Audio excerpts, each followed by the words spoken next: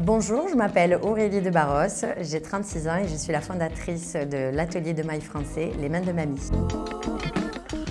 Je suis la fondatrice et associée donc à John, mon frère, mon associé et un troisième associé qui s'appelle Jean-Pierre Nadir, que vous connaissez peut-être de l'émission Qui veut être mon associé sur M6.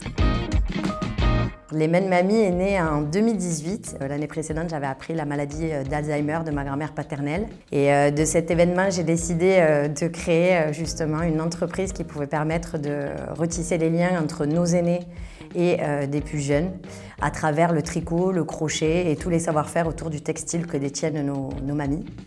Et donc, j'ai créé les Mains de Mamie en 2019 exactement. Make the Choice a été le tout premier, on va dire, concours sérieux qui m'a permis de rendre réelle mon idée, on va dire de pénétrer le milieu du monde entrepreneurial. Donc c'est une aventure que je n'oublierai jamais et qui a été forte en émotion au stade Vélodrome en plus. Une des rencontres clés qui justement m'a apporté Make the Choice, ça a été la rencontre avec l'incubateur Les Premières Sud, qui nous a accompagnés de l'idée à la création et au développement des Mains de Mamie. Et aujourd'hui, toujours adhérente à l'incubateur Les Premières Sud, donc pour les femmes qui veulent devenir chefs d'entreprise. Les Mains de Mamie a eu 3 pivots, comme on dit, puisque d'abord on a été connus donc en 2019 parce qu'on proposait des ateliers de tricot, de crochet et de broderie dans des enseignes comme Cézanne, à la boutique Cézanne d'Aix-en-Provence, mais aussi aux Galeries Lafayette de Marseille, etc. Et puis le Covid est arrivé, donc on a commencé à créer à distance avec une trentaine de mamies notre propre collection de mailles à la main. Sur un modèle économique de surcommande. Et en fait, le succès arrivant aussi de la maille à la main et de ce savoir-faire artisanal.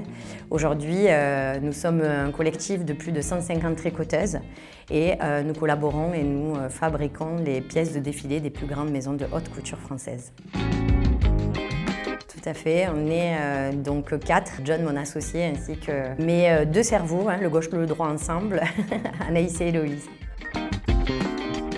À travers les clients, oui.